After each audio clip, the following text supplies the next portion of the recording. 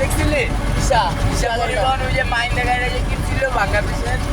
ওইটা আগে আসছিল জাকির ভাই এই জাকির ভাইয়ের গাড়ি যখন আসছিল তখন আগে উইবার সব মারতাম স্টার্ট করাতে গাড়ি করছি বরপা 30 কইরা ডাইরেক্ট বরপা সিটিং হয়েছে আর গাড়ি টানছে ব্রিজের গোড়ায় ব্রেক পালা দিয়ে দিয়েছিল ব্রেক নাই গা ব্রেক টাঙ্কি পুরা খালি পরে 250 দিয়ে ব্রেক অয়েল কিনলাম ব্রেক অয়েল কিনছি ডালি সেকেন্ডে ঢুকতে নাই কিনছে পরে তাকে দিয়ে পাইপ পুরা একবারে দুইবার বেরোচ্ছে এটা যদি ভাইয়া আমি রানিং এ টানতাম হ্যাঁ ব্রিজ উঠানোর আগে যদি একটা ছোঁয়া না দিতাম আমার কি একটা অবস্থা হইতে বুঝতেছ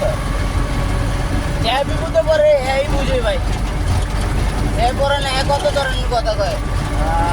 ওইটাকে আমি পড়ছি আমি 10 ময়ে ভাইয়া 10 ময়ে 10 কথা এই তো আবার আরে আমি কয়দিন ধরে ঠিক আছে এই গাড়ি মানে মাইর খাওয়ার আগে তো আমি আরো কইতাছি কাকা আমার ব্রেক একটু মিলাই দিন ব্রেকটা চলো দুদিন ভালো গাড়ি ছেড়ে দিয়ে গেছিলাম কই যে সিবাত ভাই চালাইছিল দেখছিলেন আমি গাড়িতে রাই নাই পরে আই বাসের বল সিবাত ভাইরে জিগাইছি ভাই গাড়ি কি ঠিক বাসের বল আছে নামবো আছে নাই এখন কোন নাই নাই আমার কইতাছে যে সব ওই ভাই এই ঠিক করে কোন উনি নাই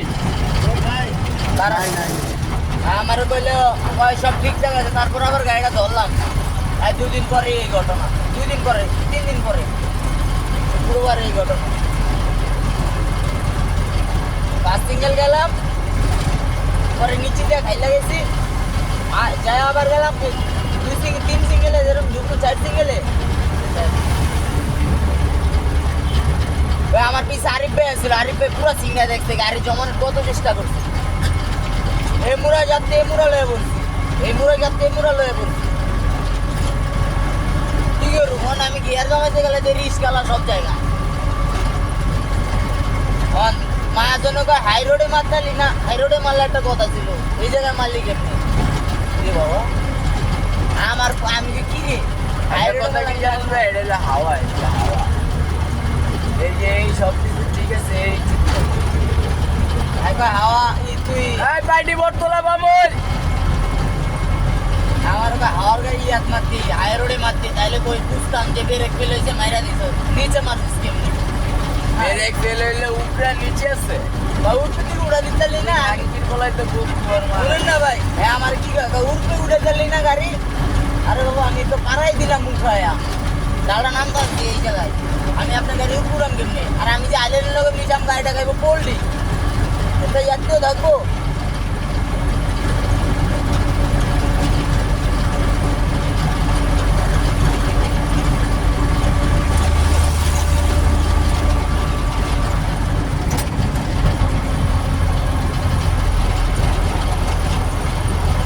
আগে কয়দিন চাকরি করি লাইসেন্সটা করতে দিছি ভাই পরে যাম এটা কামের কাম করতেছে ছোট একটা লাইসেন্সটা জমা দিয়ে দিছি ভাই আমার তো আইডি কার্ডই তো অঙ্ক পুরাইলাম না আইডি কার্ড হইছে কিন্তু উড়াই না 500 টাকা লাগবে লক হয়ে গেছে কি হয়েছে লক হয়ে গেছে